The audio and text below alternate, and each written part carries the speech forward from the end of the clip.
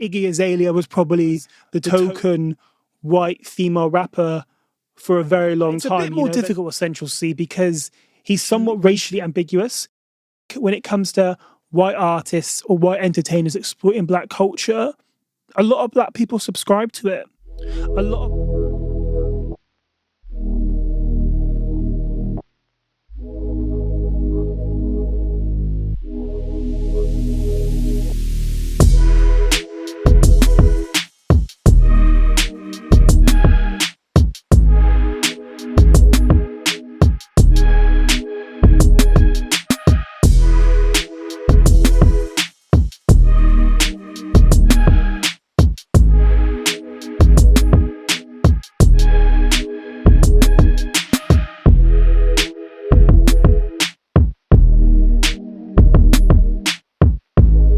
Hi everybody, hope you're well, hope you're safe, hydrated, looking after yourself, well rested, everything in between. For those of you who do not know me, my name is Jord. What are you saying? This is the Winning Side podcast. It's very nice to see you. Thank you for joining me. And for those of you who do know me, welcome back. What's good? How you doing? Did you miss me? Is that why you came back? There was something else I wanted to say then, but my mind has just gone blank. Anyway, I want to have a conversation today about black culture. And when I talk about black culture, I want to talk about embrace the distinction and the difference and the dynamic between embracing black culture and exploiting black culture. You know, I think as a community, black culture contributes to so much of modern society, you know, and I think for a lot of cases, it can also be stuff that we don't necessarily, or stuff that we're not necessarily aware of, because it's not always, the elements aren't always embraced by the people or individuals within the black community, you know. So I want to talk about that, give some examples which I think have really stuck out to me. People in particular who I think have exploited, have embraced. I feel like there's a very distinct difference between embracing black culture and exploiting it. You know, you can embrace black culture and give creds to the work that you're inspired from without overtaking or without exploiting it.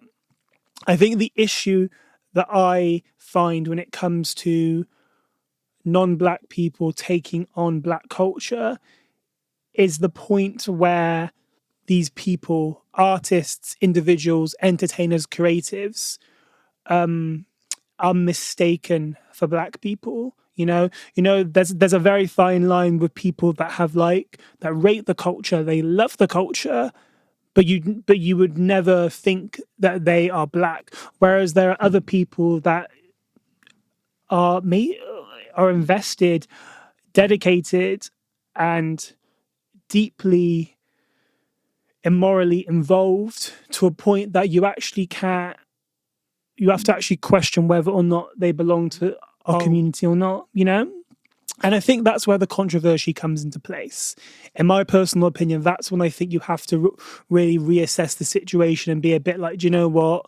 I don't think that's appropriate. I think you need to keep it moving respectfully. But yeah, it's very subjective. It's very subjective. And people can argue there's no right or wrong answer, but I guess it's all up to interpretation. But let me get started. Yeah, and I thought to myself, I was like, I can talk about this for ages. So I need to pinpoint it down to certain individuals where it's been made very clear to me. I think the cultural appropriation for black culture and the black community has been stupidly present for a long time. I think the most prominent time in recent memory for myself as an individual that has lived through it is probably like the 2010s, like the mid 2010s. That seems to be when it had striked the most for me. You know, when we go from like even like the Miley Cyrus bangers era, you know, I think obviously that must have been about 2013.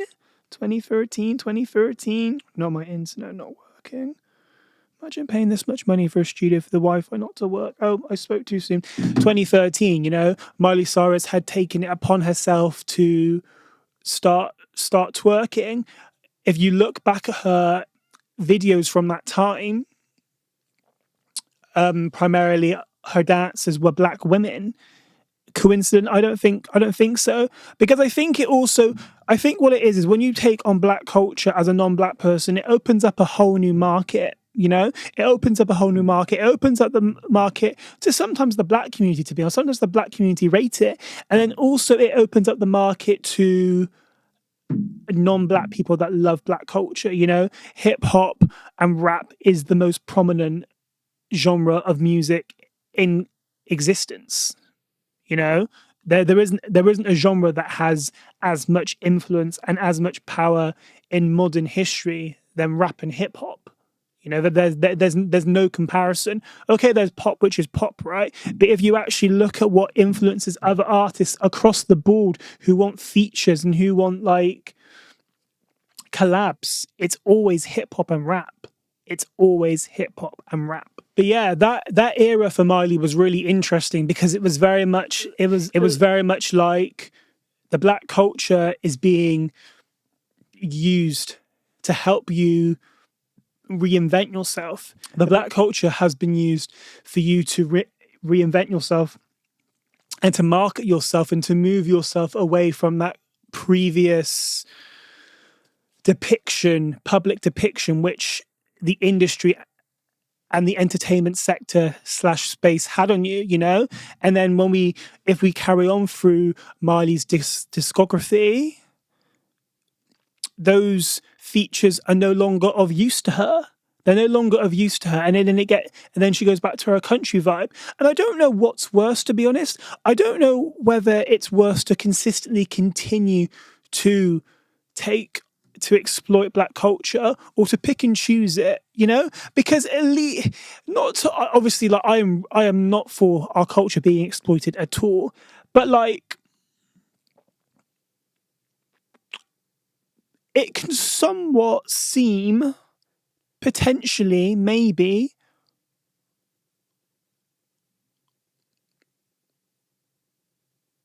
worse to pick and choose, because I feel like we're pick and choosing like your interest and isn't genuine, like if an artist was to like really love the culture and they want to like reinvent themselves and they want to like digest into a particular genre of music, which could be a transition to what they did currently, I think, do you know what? Fair enough. As long as you're not doing box braids and cane rolls, who am I to judge? I think there's definitely layers to it.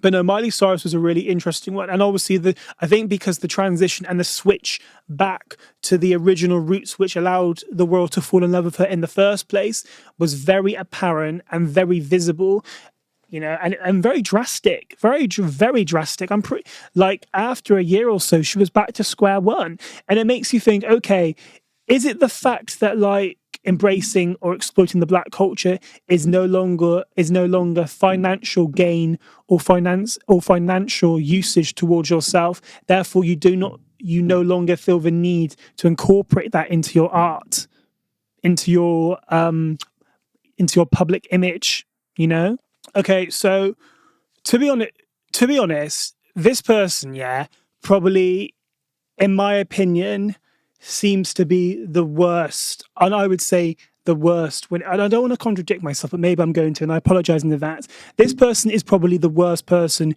who I can possibly think of when it comes to blackfishing, who comes to exploiting black culture, and that person is Iggy Azalea. Now, if I run it back a bit, in 2013, right, I thought the idea of a white woman putting on a black accent and tanning excessively and being in the rap hip hop space was really cool. I thought it was dope, And then as I've gotten older, and then I've like gained a better understanding of like the issues and the complexness between it, it makes me realize how like it's actually extremely beneficial for someone in your position, like if we're being honest, she's probably Iggy Azalea was probably was the token white female rapper for a very long time. You know, there's never been a female white rapper that has ever come anywhere near as close to her commercial success. Critical, to be confirmed, but there has never been a white female rapper that has ever come to the same level as success as Iggy Azalea, and that success is heavily contributed to exploiting Black culture. When Iggy first came into the scene in 2013, she happily and openly said in interviews that when she moved to the States, she picked up a sound and an accent from Black people, which they would use in their music, which she saw as appealing. And therefore, that's her literally like admitting from the jump, she's actually she's impersonating and she's picking up on the way in which Black people talk and speak as a way to strategize herself, to benefit herself, to promote herself, to be more plausible to Black people, you know? And I just think like, it's such a kick in the face, and it's so frustrating, and it's so infuriating because there are talented, dope Black women, extremely talented, dope Black women who speak in their own voice, who look themselves, and they do the most in order to succeed. However, there seems to be a white woman who's picking up these characteristics from Black women who have these natural elements, who aren't always embraced for it. Yet this white woman is the one who is dominating the scene, you know. And if I'm being honest, I actually really like Iggy's music. You know, I think she's would I say talented's the right word? I don't know if I want to go as far as talented, but I enjoy her music. Her music is fun. The new classic, was such a good album. You know, like sonically, work was honestly like a vibe. You know, it's just frustrating to see. It's frustrating to see when you know there are so many Black women in the scene, so many Black women in the space that have worked ridiculously hard to get half of what Iggy has, you know? And I think it's honestly like Iggy Azalea's success is a real example of white privilege. White privilege. How many Black women in the space, how many Black female rappers in the space actually, when you deep it really, have ever had a song as big as Fancy, a song as big as Black Widow, a song as big as Work? You know? The power dynamic is extremely inevitable and present, you know? And I think one of the issues is, well, she's actually admitted that she's an imposter. And I think what is infuriating is the fact that like when these white artists, these white entertainers exploit our culture, they have the ability to switch up. As Black people, we don't have the option to opt out of our Blackness if we want to. It almost kind of argues the fact that being Black and Blackness is a costume, you know? It's almost like, if we compare like the initial Blackfishing to current Blackfishing, the end goal has always been to profit. The end goal has always been to benefit off Black people's livelihood, right? And I just think like, it's almost like it suggests this idea that Blackness is supposedly a costume. You have the ability to be able to pick and choose Blackness when you want to, but then us as Black people, we don't have that.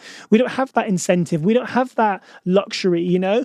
Like what? And it's almost like you can have all the benefits, but like when it comes to the real life experiences, you don't have the knowledge or the experience, you know?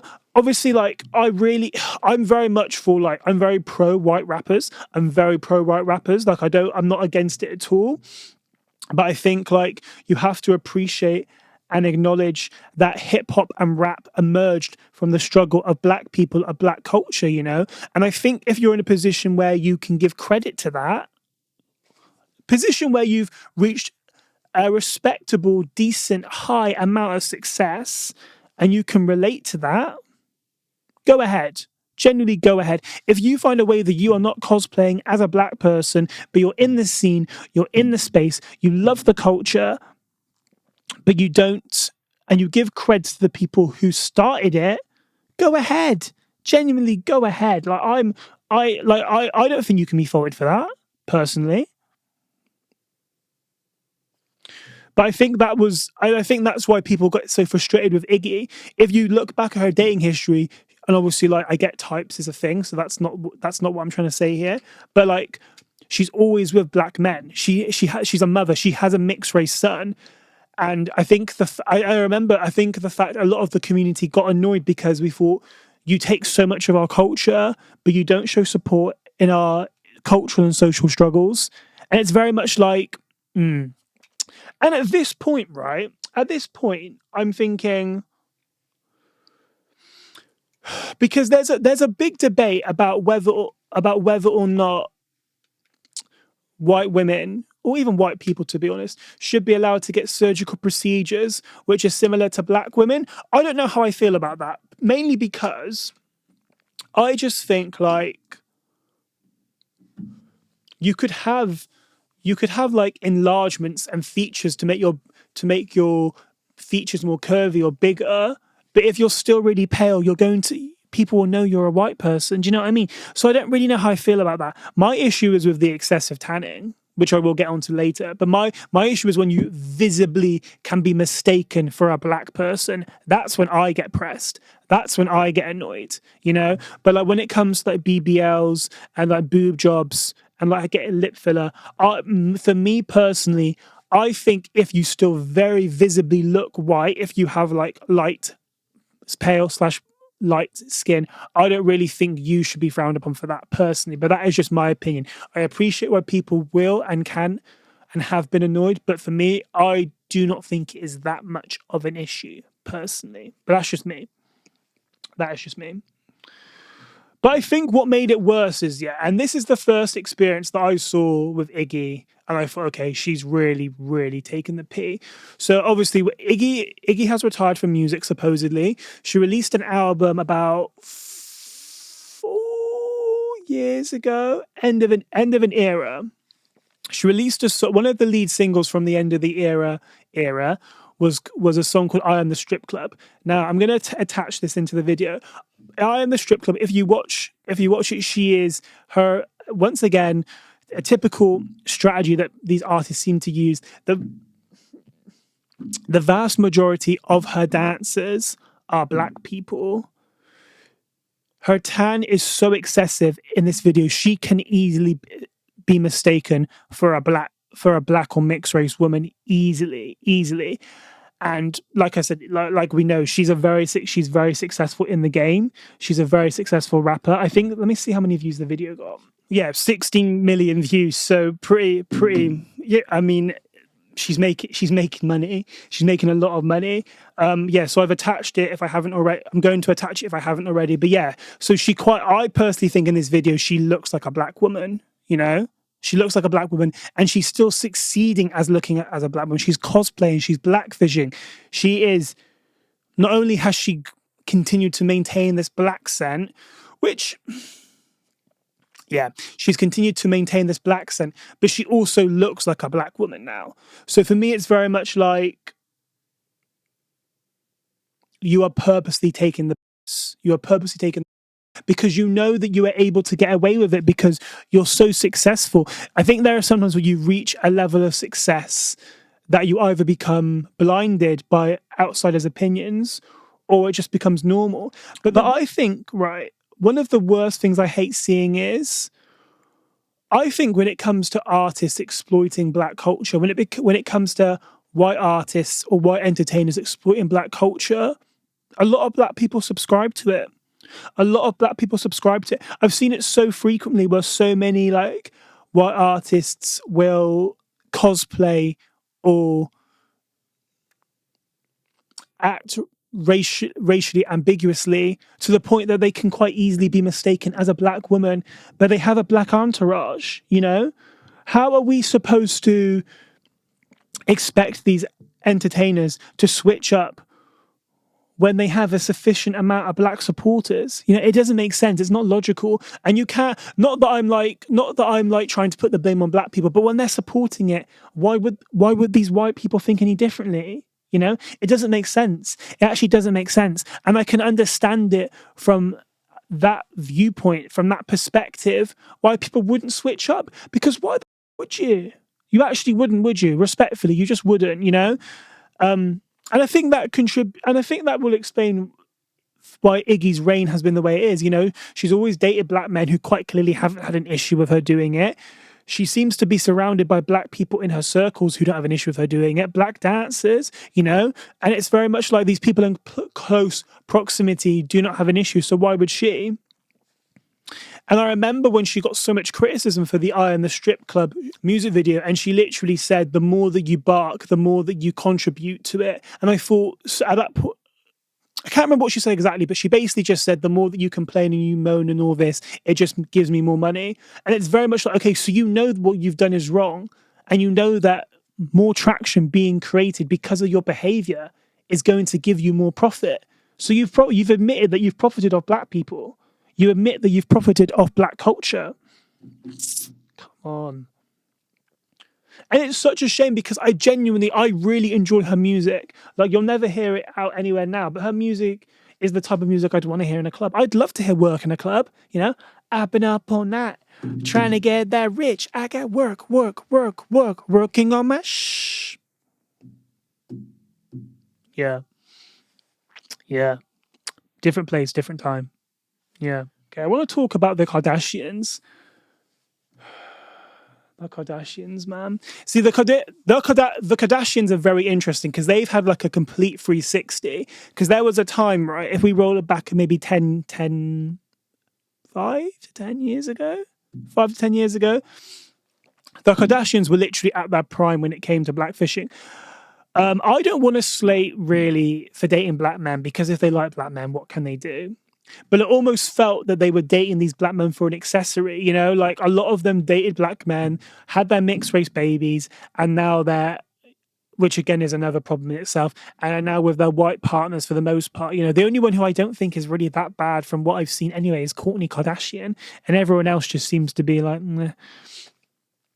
But you know, and there was a really popular time where they would put their hair in like cane rows and box braids, you know, very excessive tanning, to the point that if people didn't know they were the Kardashians, they would have been mistaken for black women, you know.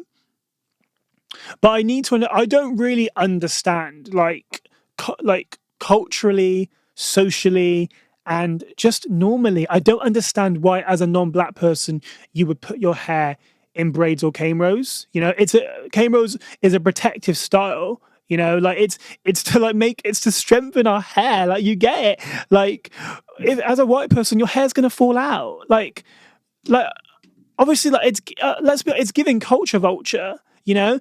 And like, I've seen it before where like black people have been absolutely ridiculed and mocked for their hairstyles, right? But it's okay. But sometimes those styles are essential for your hair growth. But then you have it where like the non-black people partake in that, and people suddenly think it's fashionable. People think it's cool. People think it's accessible. And I just think like, it's such a luxury to be able to pick and choose when you want to have black parts and black elements, you know? But the Kardashians, they steal elements of black femininity, you know? And I think that was the thing that, again, like similar people already mentioned, I think that was the thing that really was frustrating, because they've never addressed any issues or important matters surrounding black culture or black people. Vast majority of these women have mixed race children, you know? But you're not able, and I just think you can share so much about brand deals, collaborations, holidays, ads, but you can't share a couple of things surrounding the issues that affect the communities that your children belong to. Very weird behavior. Very, very weird behavior. But you know what? I'll be honest though. I do feel like sometimes it's quite selective with who does and who doesn't get the hate. And one person in particular who I somewhat sometimes actually feel sorry for is Jesy Nelson, right? But yeah, so for those of you who do not know Jesy Nelson, she used to be in the band Little Mix. Obviously, Little Mix no longer. They split up. Actually, I think it came up the other day. They split up like three years ago. Did their final show 3 years ago. But yeah, I mean, obviously, like she released a song called "Boys" with Nicki Minaj. It got a lot of traction. It was quite popular, but not for the right reasons. However, I was quite intrigued by it because there was so much uproar. There was so much uproar and so much controversy. How she supposedly was dark, how she looked darker than Nicki, how she had curly frizzy hair. She claims in a live with Nicki Minaj that she had just been away and she was tanned and her hair is naturally frizzy. Whether that's the case, I digress. I don't know, and to be honest, I don't really care either. Obviously, like I don't agree. I think when you are put back to back with a fully black woman, and you are darker than the black woman, it kind of says a lot, doesn't it? But I'm also interested in how like the public domain seems to be somewhat selective with certain people that get backlash for moving that way. Because there's a lot of conversations now that reflect on people that culturally abused culture at the time, but it's only been recognized in recent times. And I don't know if that's because as like a online community or presence or whatever, we've become more aware of it. I don't know if that's the case, or if it's more the fact that it's because I don't know, we're just selective. And obviously, like, I don't agree with the way that Jesy Nelson did or has moved, but you can't help but think, why is it somewhat accepted for certain people and not for others? Even in the live, like Nicki Minaj was saying about how like she's known white women to tan like her or to tan even darker. And again, this is the thing. It's black people kind of subscribing to abusing the black culture. It's black people like basically giving the green flag. And if they're giving the green, how are we supposed to like how are we supposed to stop this exposure if the people who are being directly affected are still supporting it? You know, like of course, white people are gonna abuse the culture if they get the green flag from Nicki Minaj, from Diddy, from other prominent or were prominent black people. You know, like they're gonna see it as a green flag, and I think that's why when you see these interracial relationships, right, you can see it quite a lot. I mean, there's no one to mind that I can think of, but I can think of like obviously celeb examples. You can see it quite a lot where these white women or these white partners take on that this aesthetic, and these black men encourage it. But the same black men that won't date black women or won't interact or be with black women, but you're quite happy to be with a white girl who's cosplaying a black woman, who's like taken on the aesthetic, tanned excessively. And not to fingers right. Let's make the distinction really clear. There is nothing wrong with tanning. There is nothing wrong with having a tan at all. Like it's not that deep. It is not that deep. Especially if you're light and you're like pale toned, what's the issue? However, when you have done it so excessively, and we're talking like brown excessively, like brown orange excessively, to the point that you can be mistaken for a black woman or a mixed race woman. Come on, no, I don't subscribe. Tan all you want, all you need. Go ahead. I don't think we should be like anti-tan entirely. I just think that's a silly move to make. But I think when it reaches the point that you can be mistaken for someone who's black or mixed race, that's when it gets a bit silly. I remember this one time, right? Rita Ora did an interview, I think it was a Breakfast Club. She literally said people think she's mixed race and she benefits from it. Pardon? But then if the going ever gets tough, she's able to remind herself and remind people, oh, actually, I'm a white girl. I'm a white woman. You know? Come on. But yeah, in that sense, I do feel sorry for Jesy because it is very selective. And I don't think we should even deny it. It is very selective. But if I'm thinking back to more recent times, the person that comes to mind who supposedly exploits black culture the most in recent times is Central C, which is really interesting because the conversation doesn't seem to really be that focused or centered around non-black men. Now, it's a bit more difficult with Central C because he's somewhat racially ambiguous. It's not actually certain whether or not Central C has any black in him. He is Guyanese, but I don't know to what point whether he has black in him or not. I personally think he doesn't, because in my head I think, if you did, why would you not just say? And a lot of people have debated back and forth and said, is the reason as to why he doesn't address it is because if he acknowledges or admits or comes to terms publicly that he has no black in him, do you think he'd stop being subscribed? But it's really interesting in my head, right? Because I think to myself, what is it about Central C that makes him a culture vulture? What is it about Central C that makes him supposedly someone that abuses the culture? Because he doesn't look black. He doesn't look black. And I don't really like this whole conversation and this debate about how he's like taken on like a black aesthetic, because the way in which he dresses is universal. His experience is a universal. And that was one thing, because people were like, oh, he's trying to take on the culture, right? But like at the same time, his experiences of being from like humble beginnings and hardships obviously is something which is applicable to black people, but it's applicable to everybody. Anyone can go through the same experiences that he has. It's nothing directly race related. And I see a lot of conversations and a lot of statements and a lot of frustrations about how like someone who someone is dominating a black space as a non-black person, but the case would never be the same if a black person could never dominate Bollywood or etc., something like that, But like at the same time, I think it is important to appreciate and acknowledge his talent. I think Central C is very talented. I think Central C is one of the most talented rappers in the UK who's emerged in the last like 5 years, easily without a doubt, And I think obviously there are certain things he does which I think culture vulture.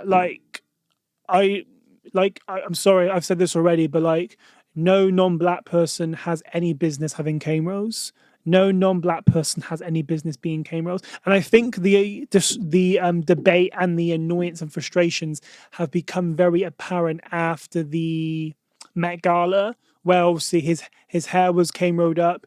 He also had a black toddler with him, which again is arguably seen as like a somewhat accessory. But it's difficult. I don't really know where I stand on it, to be honest. But I do know he's talented. I do know he's deserving of his success.